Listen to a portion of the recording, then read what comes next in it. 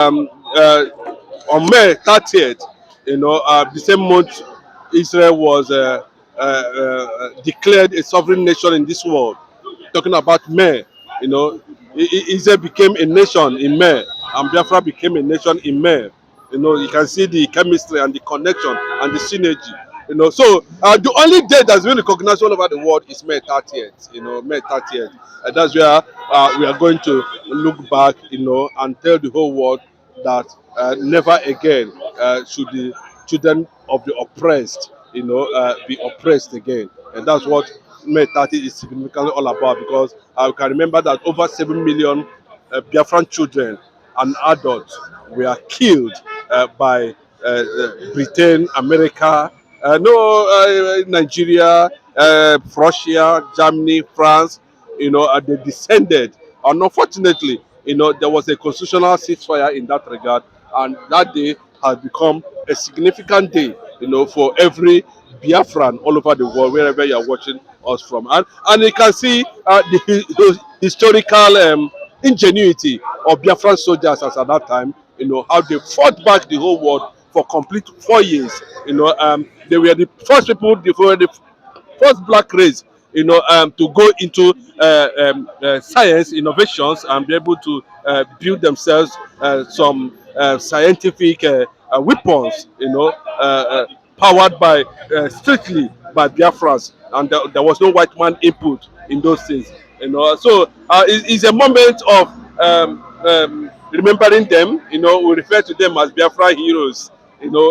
So everybody's going to sit at home there, and be able to look back, pray to God, have a rethink, then map out more strategy, on the restoration of the only country that existed 3 years or thereabout, and that country is still becomes today a movement and a spirit and a religion. In support of this Biafran cause, a very renowned professor, Wole Soyinka, has said that the Biafra is a spirit and Biafra would definitely come. Yeah. He said this just a few days ago. So I was taking a rundown on Professor Wole Soyinka on the reason why he stood on the side of Biafra during the war, and up to today, he has not shifted ground.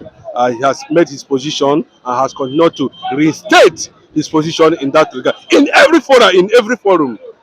So it tells you that a man of that cerebral status, knows what he's talking about. The redemption of the black man is not what we're talking about. He can tell you, Niyi, it's not a joke. If I tell you the mysteries about Nigeria, you will not believe. Look at what is happening recently.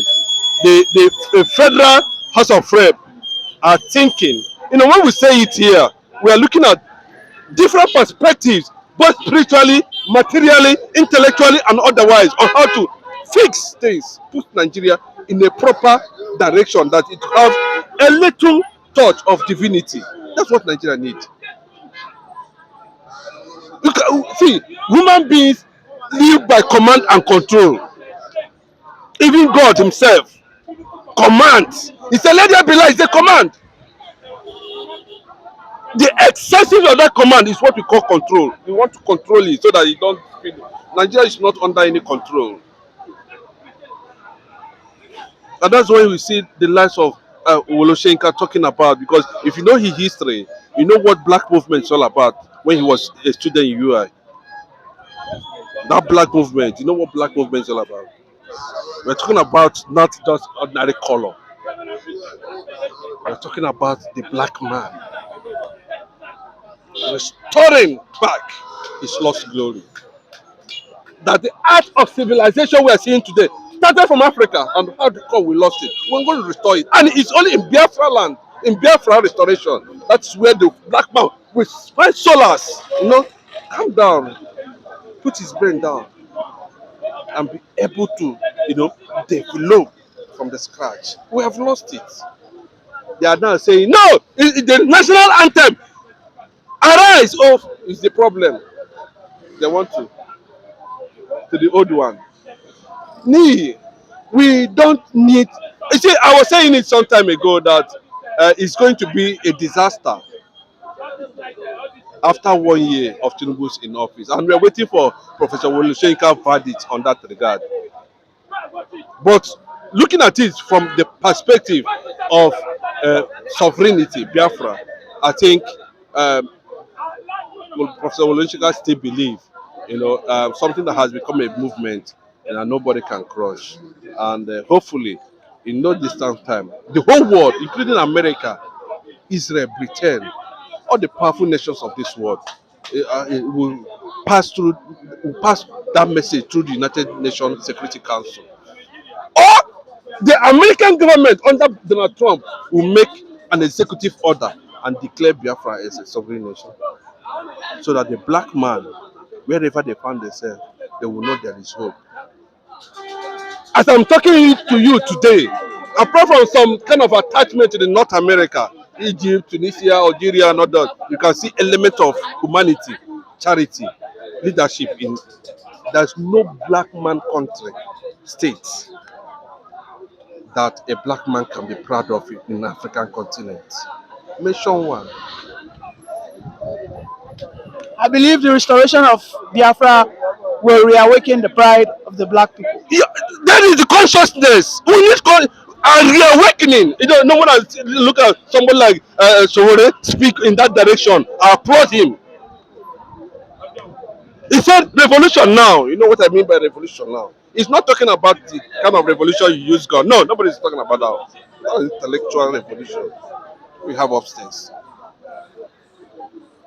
That the black man is driving the American IT innovations. Who knows them? Because they are there. The American system created the atmosphere. So when you see someone like Simon Eber coming out with a concept that I'm against any form of armed struggle by anybody, or exciting it for Biafrans to be killed more, I'm against it. No, I reject it.